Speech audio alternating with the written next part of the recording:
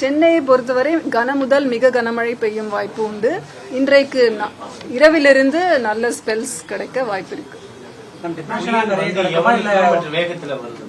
இப்போது 10 கிலோமீட்டர் மணிக்கு 10 கிலோமீட்டர் வேகத்துல இப்பொழுது நகர்ந்து கொண்டிருக்கிறது.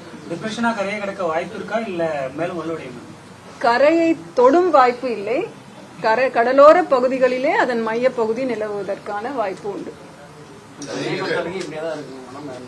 மழை நம்ம இன்றைக்கு மாலையிலிருந்து இரவு வாக்கிலே இந்த ஸ்பெல்ஸ் ஆஃப் ரெயின் எதிர்பார்க்கலாம்.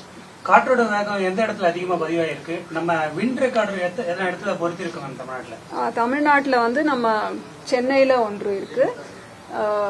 AWS ஆட்டோமேட்டிக் வெதர் ஸ்டேஷன்ஸ் நிறைய போட்டிருக்கோம். அதுல எண்ணூர் போர்ட்ல தான் இன்னைக்கு காலையில 40 km/h பதிவாயிருக்கு.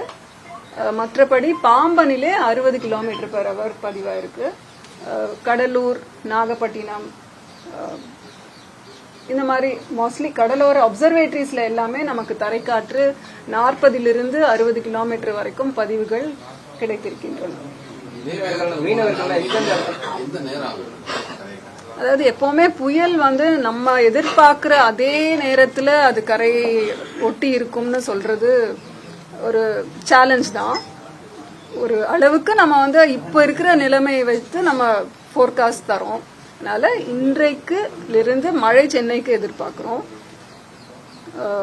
மற்ற நகர்வு வந்து நாளை மாலையிலிருந்து அது வீக்கன் ஆறதுக்கு சான்ஸ் இருக்கு.